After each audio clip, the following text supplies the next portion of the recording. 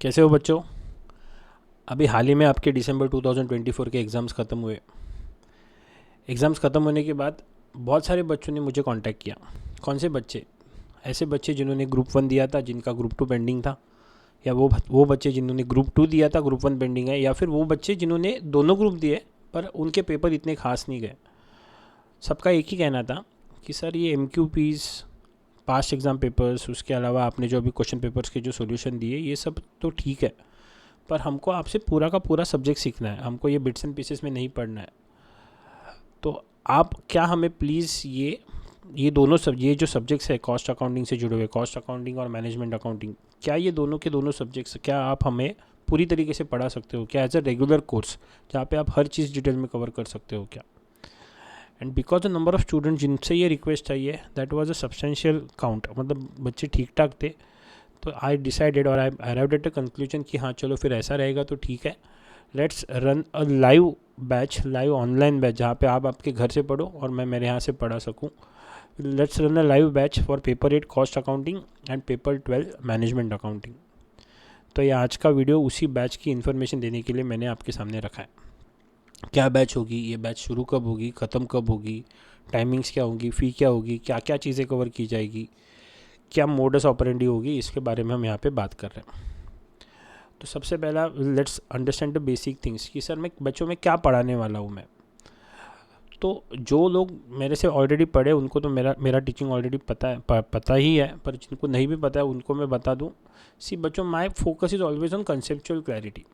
बहुत बार ऐसा होता है ना कि बच्चों को प्रॉब्लम सॉल्व करने के बारे में बताया रहता है कि इस प्रॉब्लम में ये करना है, वो करना है। सी वो करने से वो प्रॉब्लम का सोल्यूशन तो आपको आ जाएगा, पर उस प्रॉब्लम को छोड़ के अगर कुछ अलग प्रॉब्लम आए, कुछ नई चीज़ आए, तो आप अटक जाओगे। करेक्ट। और इस बार के पेपर तो आपने देख लिए, स्पेशली जो परसों का पेपर था, जो मैनेजमेंट अकाउंटिंग का भी जो था, कि क्वेश्चन स्ट्रेट फॉरवर्ड तो नहीं होते। ऐसा नहीं है कि बस फॉर्मूला लगा और आपको आंसर आ जाते। तो अगर आपका कंसेप्ट क्लियर रहेगा तो आप किसी भी प्रॉब्लम में उसको अप्लाई कर सकते हो, पर अगर आपका कंसेप्ट ही स्ट्रांग नहीं रहेगा तो आप फंस जाओगे। इसी वजह से my focus will be on conceptual clarity. Concept की डिटेल में जा जाके कंसेप्ट को समझना, यही हमारा मेन फोकस है। और उस कंसेप्ट को समझने के बाद उससे जुड़े हुए एक्सटेंसिव प्रॉब्लम्स, अलग अलग वैरायटी ऑफ क्वेश्चंस को हम सॉल्व करेंगे। मैं रिपीट कर रहा हूँ, मैं यहाँ पे बिल्कुल नहीं बोल रहा हूँ कि मैं सिर्फ आपका मॉड्यूल सॉल्व करवाने वाला हूँ। मॉड्यूल के लेवल आपको भी पता है, मेरे को भी पता है, एग्जाम में जो आता है वो बहुत अलग होता है compare to what is there in the module. So I will cover variety of questions. आपके मॉड्यूल के अच्छे क्वेश्चंस तो लेंगे ही लेंगे ऑब्वियसली, पर उसके अलावा MQPs, पास एग्ज़ाम पेपर में जो क्वेश्चंस आके गए, उसके अलावा अगर कोई ऑथर की बुक से अगर कुछ क्वेश्चन मिलता है मुझे, या कोई और कहीं से कुछ मटेरियल मिलता है, तो उन सारी चीज़ों को हम कवर करेंगे। वैरायटी ऑफ क्वेश्चन सॉल्व करने की कोशिश करेंगे, ताकि एग्ज़ाम में जो आया हुआ क्वेश्चन है वो अगर वैसे का वैसा अगर आपको आता है तो अच्छी बात है, पर उसके आसपास भी रहेगा, या फिर उस तरीके की चीज़ें आपने पहले कभी टैकल की रहेगी, तो वो क्वेश्चन सॉल्व करने में आपको आसानी होगी। सो इसीलिए ये जो मटेरियल जो हम देखेंगे इसमें वैरायटी ऑफ क्वेश्चंस हम सॉल्व करेंगे, but my main focus, I repeat, will be on conceptual clarity. Second सवाल उठता है बच्चों, फिर मोड ऑफ कम्युनिकेशन क्या होगा, आप कौन से लैंग्वेज में पढ़ाओगे। सी बच्चों, I travel across India to teach, मतलब मैंने बैंगलोर में पढ़ा है, हैदराबाद में पढ़ा है, दिल्ली में पढ़ा है, सब जगह पे मैंने पढ़ा है। तो the medium of communication changes according to the region where you teach. But अभी जो मेरे को रिक्वेस्ट आ रही है बच्चों, ये अक्रॉस इंडिया से आ रही है। ऐसा नहीं कि एक स्पेसिफिक रीजन से, सिर्फ साउथ के बच्चों से ऐसा है, ऐसा नहीं है। मुझे बैंगलोर से भी फ़ोन आया बच्चों का, मुझे मुझे बिहार से भी फ़ोन आया, मुझे दिल्ली से भी आया, मुझे मध्य प्रदेश से भी आया। तो मुझे लैंग्वेज ऑफ कम्युनिकेशन ऐसी चूज़ करनी चाहिए जो बेसिकली अक्रॉस इंडिया सारे बच्चों को समझ में आए। इसी वजह से, पर पेपर तो ऑब्वियसली हमको इंग्लिश में लिखना पड़ता है sir. So the mode of communication will be English Hindi mix, जहाँ पे कम्युनिकेट करते वक्त, सिखाते वक्त मैं उसको हिंदी में समझाऊंगा, पर जहाँ जहाँ पे ज़रूरत है वहाँ पे इंग्लिश का भी इस्तेमाल किया जाएगा। So it will B mix of Hindi English, और फिर वो प्रपोर्शन विपोर्शन के चक्कर में नहीं पड़ते। ये आपको इस तरीके से पढ़ाना है कि आपको समझ में आना ज़रूरी है। मेरे को कितना आ रहा है वो मैटर नहीं करता, मैं कौन से लैंग्वेज में बात करता हूँ ये मैटर नहीं करता, आपको समझ में आ रहा है क्या, ये मैटर करता है, और उस चीज़ के बारे में मैं ध्यान दूंगा। अच्छा, तीसरा सवाल फिर उठता है कि सर क्या ये आप सिर्फ बैच पढ़ाओगे और फिर हमको छोड़ दोगे क्या। तो ऐसा नहीं है, क्योंकि हमने घर पे पढ़ना शुरू कर दिया और हमको डाउट्स आ गए तो देखो बच्चों, मेरा कॉन्टैक्ट नंबर तो यहाँ पे है ही, तो I will obviously it will B use for helping solving your doubts. But उसके अलावा रेगुलर बेसिस पे मैं ऑनलाइन सेशंस भी कंडक्ट करूँगा, जहाँ पे मैं आपके डाउट्स को लाइव बेसिस पे मैं टैकल कर सकूँ। मतलब ये, अगर आपको पढ़ते हुए अगर कोई डाउट आ रहा है और आपको अगर मेरे साथ 1-to-1 शेयर करना है, तो वो भी आप शेयर कर सकते हो, so that we will be able to solve it in a better way.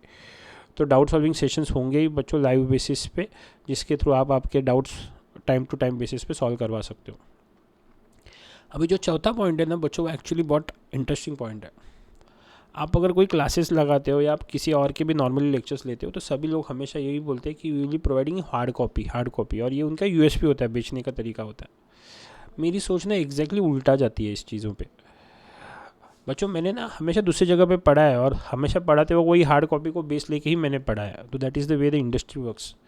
But मुझे ये लगता है कि एक बार किसी को अगर हम हार्ड कॉपी दे देते जिसमें कुछ लिखे हैं 8 प्रॉब्लम, 10 प्रॉब्लम, 12 प्रॉब्लम, तो फिर हम कंस्टेंट हो जाते हैं, हमको बस वही चीज़ें पढ़ानी है, उसके आगे हम नहीं जा सकते। क्योंकि स्टार्टिंग में मेरे को भी एज ए टीचर पता है इतना पढ़ाना है, और एज ए स्टूडेंट उनको भी पता है कि इतना ही कवर करना है। जबकि फैक्ट ये है कि काम करते करते नई नई चीज़ें हमको सामने आ सकती है, हम और एक्सप्लोर कर सकते हैं, हम इधर से और प्रॉब्लम ढूंढ सकते हैं, उधर से और प्रॉब्लम ढूंढ सकते हैं, एग्ज़ाम में क्या आ रहा है वो हम देख सकते हैं, हम बहुत सारी चीज़ों को एक्सप्लोर कर सकते हैं।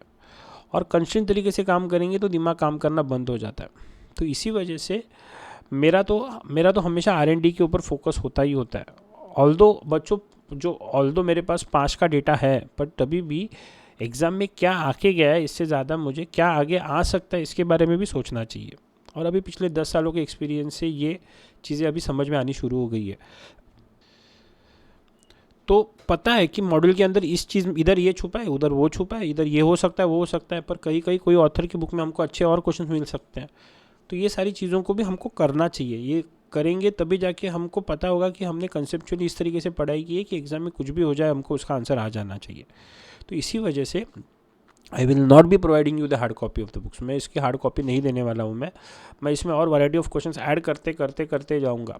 सी as a student you are suppose to way, तुमको क्या चाहिए, एक हार्ड कॉपी के नोट्स चाहिए जहाँ पे तुम्हारा प्रिंटिंग का कॉस्ट बचेगा, या फिर तुमको फ्रॉम अ टीचर तुमको उससे क्या जितना आप एक्सट्रैक्ट कर सकते हो उतना नॉलेज पर्सपेक्टिव से एक्सट्रैक्ट करना है आपको।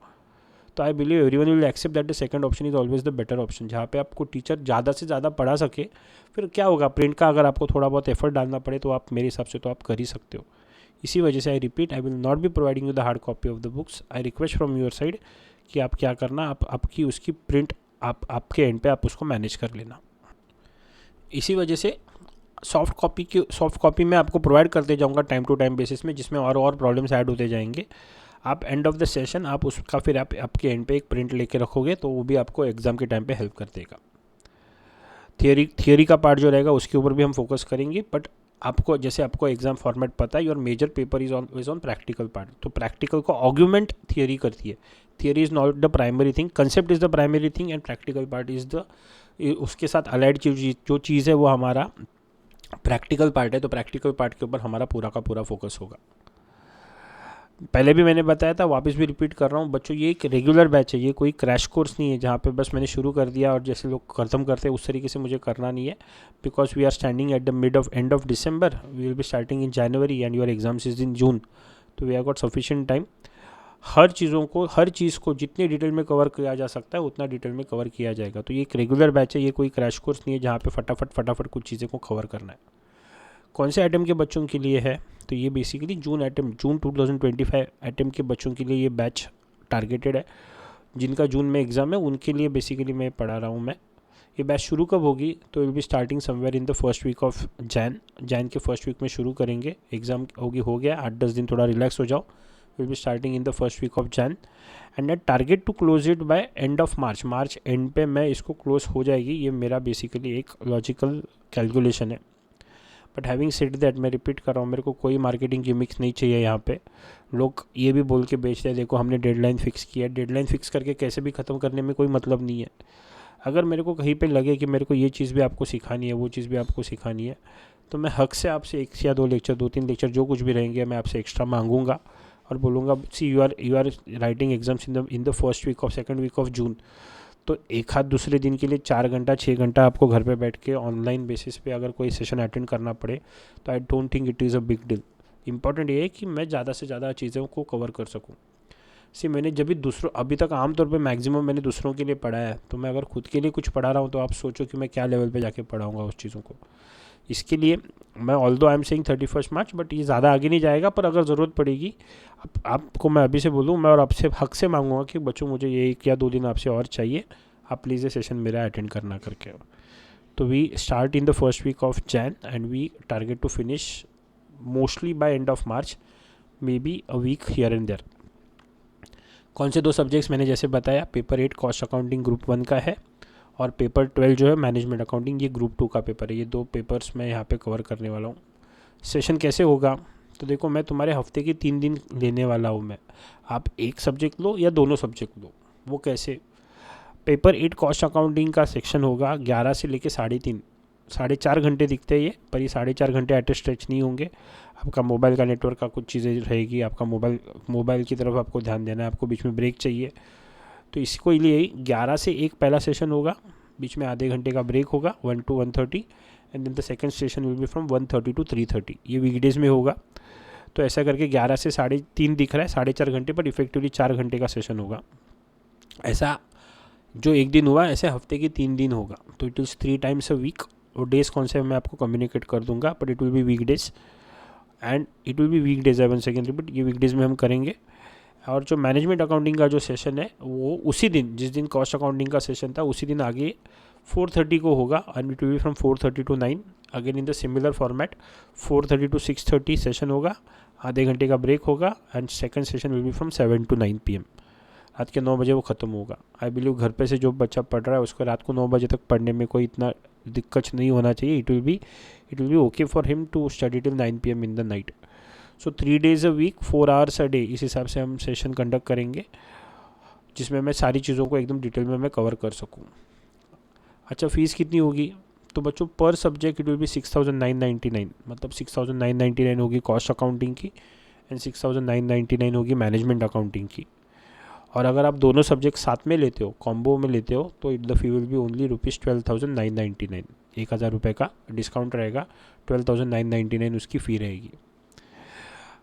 किसी को ऐसा लग सकता है कि सर फ़ी के पर्सपेक्टिव से क्या ये फ़ी अफोर्डेबल है या क्या ये फ़ी इफ़ेक्टिव है, तो आई एम प्रॉमिसिंग यू, मैं रिपीट कर रहा हूँ, मेरे को खुद को बेचना ज़्यादा पसंद नहीं है।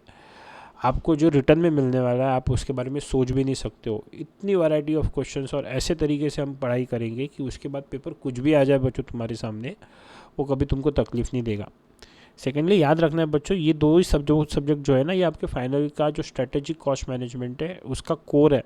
तो ये 2 सब्जेक्ट इधर अगर कच्चे हुए रहेंगे ना, तो फाइनल में जाके आप कहीं ना कहीं तो अटक ही जाओगे। और जो बच्चा मेरे से इंटर में पढ़ा है वो कभी भी फाइनल में कहीं और गया ही नहीं है। तो remember, think as if it's your investment, ये आपको करना है और इस तरीके से करना है कि कोर्स आपका जल्दी से जल्दी क्लोज हो जाए। करेक्ट, जितना जल्दी आपका कोर्स ख़त्म हो जाएगा उतना आप आगे की चीज़ों की तरफ बढ़ सकते हो। तो इसी वजह से लेट मी नॉट अगेन, मैं रिपीट कर रहा हूँ, मेरा नेचर नहीं हो खुद को ज़्यादा बेचना। द फैक्ट, सिर्फ जो चीज़ें बेसिक चीज़ें मैं आपको बता दूँ, 6,999 for cost accounting, 6,999 for management accounting, and if you take both the subjects together it will be 12,999। तो अगर आप इंटरेस्टेड हो या आपके फ्रेंड्स कोई इंटरेस्टेड होंगे, आप आपके फ्रेंड्स के साथ भी ये शेयर कर सकते हो।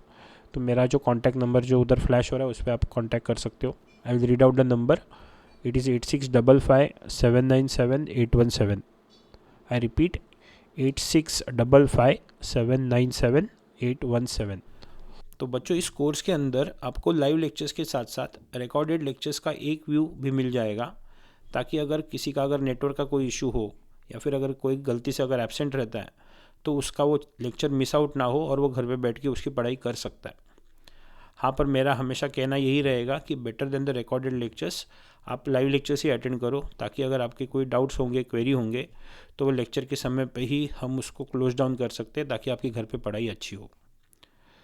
तो बस, अगर आप इंटरेस्टेड हो, कोर्स में रजिस्टर करना चाहते हो, तो बस ये नंबर जो मेरा ऊपर रिफ्लेक्ट हो रहा है उस नंबर पे आप UPI पेमेंट कर सकते हो।